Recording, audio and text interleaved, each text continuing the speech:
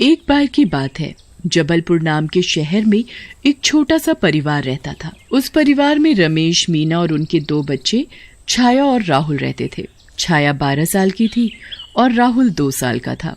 रमेश एक कंपनी में मैनेजर था और वो बहुत ही मेहनती था। पूरा परिवार हंसी खुशी साथ रह रहा था। एक सुबह रमेश ऑफिस जाने के लिए तैयार होता है। जल्दी से मेरा खाना दे दो, आज ऑफिस में मुझे बहुत काम है। जी अभी लाई। मीना जल्दी से रमेश के लिए खाने का डिब्बा लेकर आती है। उसके बाद रमेश ऑफिस चला जाता है। ऑफिस में महेश नाम का एक आदमी रमेश से बहुत चिढ़ता है। पता नहीं ऐसा क्या काम करता है ये रमेश, जो मालिक हर बात के लिए बस इसी को पूछता है। मुझे इसका कुछ करना ही पड़ेगा। एक दिन जब कंपनी से एक बहुत बड़ा ऑर्डर जा रहा होता है तो महेश उसकी चोरी करवा देता है और बड़ी चालाकी से रमेश पर चोरी का इल्जाम लगवा देता है। मैंने चोरी नहीं की, मुझ पर यकीन कीजिए।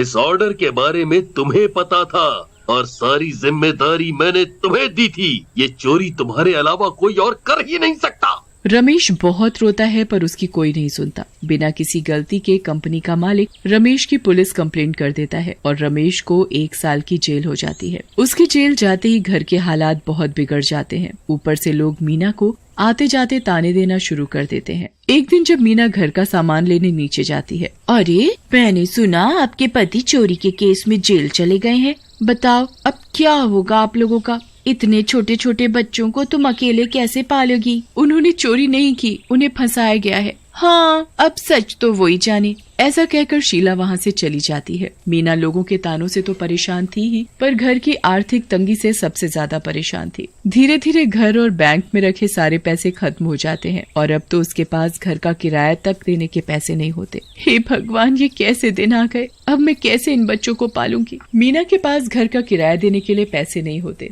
इसलिए उसे वो घर छोड़कर वहाँ से जाना पड़ता है। मीना अपना सब सामान पैक करके अपने बच्चों के साथ जा रही होती है, तभी पड़ोस की एक बूढ़ी औरत वहाँ आती है। सब लोग उन्हें प्यार से मौसी बोलते थे।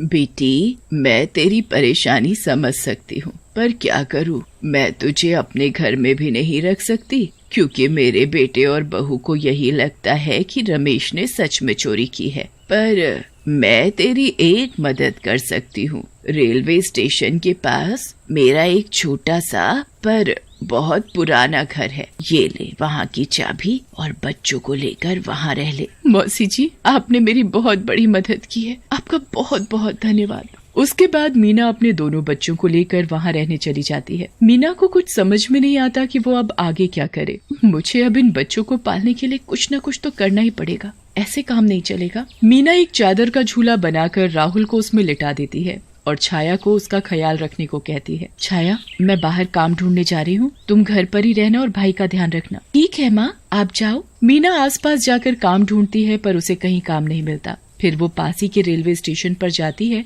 तो देखती है कि वहाँ एक भी खाने की दुकान नहीं है। क्यों ना मैं यहाँ कुछ खाने की चीज बेचना शुरू कर दूं। मीना जल्दी से घर जाती है। उसके पास जो थोड़े बहुत पैसे थे उससे वो वड़ा पाव बनाने का सामान खरीद कर लाती है। फिर वो सुबह सुबह उठकर गर्मा गर्म वड़ा पाव बनाती है और रेलवे प्लेटफॉर्म पर बेचने चली जाती है। प्लेटफॉर्म पर जैसे ही ट्रेन आती है, मीना अपने वड़ा पाव लेकर सबसे पूछने लगती है, गर्मा गर्म वड़ा पाव बस 5 रुपए में दो। मीना के वड़ा पाव सबको बहुत पसंद आते हैं। उसके बाद मीना बस ऐसे ही रोज वड़ा पाव बनाती और रोज रेलवे स्टेशन पर बेचने चली जाती। पर एक दिन बहुत बुरा हादसा हो जाता है। एक दिन मीना प्लेटफॉर्म पर ट्रेन का इंतजार कर रही होती है। बहुत देर बाद सामने से ट्रेन आती है, पर तभी भीड़ में से एक आदमी भागता हुआ आता है और उसका धक्का लगने से मीना ट्रेन की पटरी पर गिर जाती है। ट्रेन इतनी तेजी से उसके ऊपर चढ़ जाती है और मीना तभी मर जाती है। ऐसी मौत होने से मीना की आत्मा को शांति नहीं मिलती और वो एक चुड़ैल बन जाती है।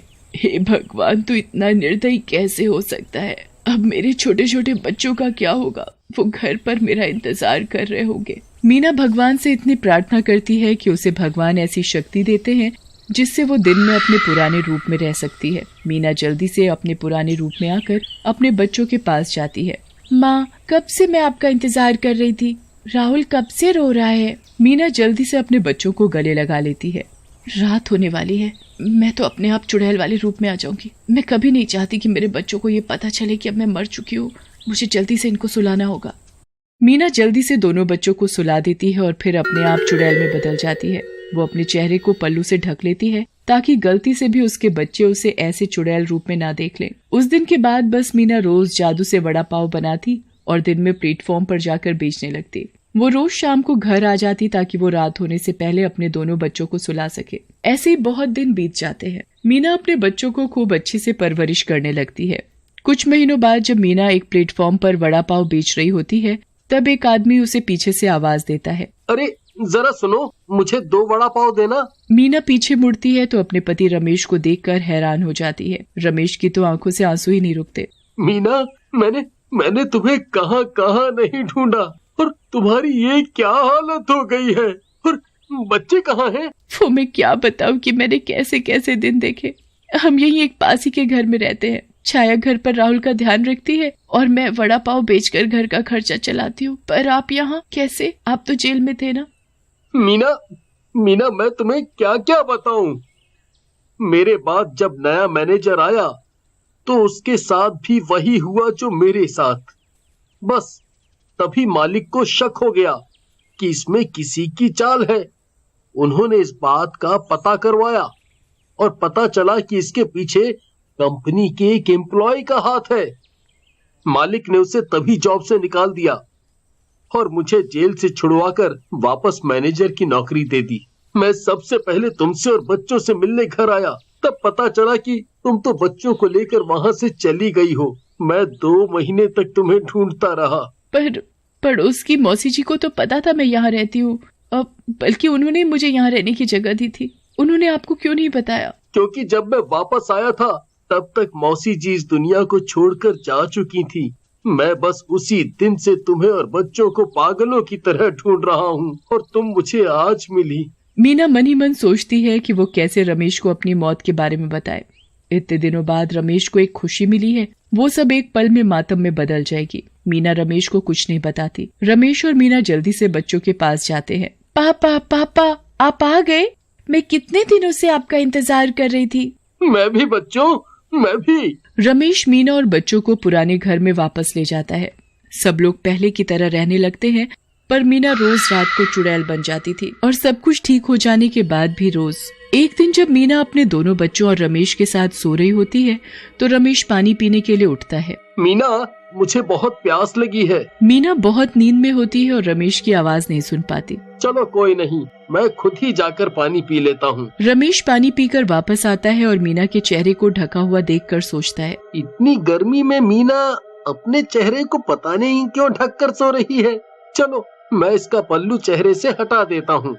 रमेश जैसे ही मीना के चेहरे से साड़ी के पल्लू को हटाता है, वो उसका चुड़ैल वाला रूप देखकर जोर से चिल्लाता है। मीना रमेश के चीखने की आवाज सुनकर उठ जाती है। चुड़ैल, मेरी मीना कहाँ है? बताओ मेरी मीना कहाँ है? मैं ही मीना हूँ रमेश। झूठ मत बोलो, सच बताओ, मेरी मीना कहाँ है? मेरी बात पर यकीन करो, मैं ही मीना हूँ। एक दिन जब मैं वड़ा पाव बेच रही थी, तभी एक आदमी का धक्का लगने से मैं ट्रेन के आगे गिर गई और मेरी मौत हो गई। भगवान ने मुझे ऐसी शक्ति दी जिससे मैं दिन में अपने पुराने रूप में रह सकती हूँ, पर रात होते ही मैं चुड़ैल बन जाती हूँ। इसलिए आज तक मैं बच्चों के सामने हमेशा रात को अपना चेहरा पल्लू से ढकती रही। हे भगवान, ये क्या हो गया? मैंने कभी ऐसा सोचा नहीं था कि मैं तुम्हें खो दूंगा।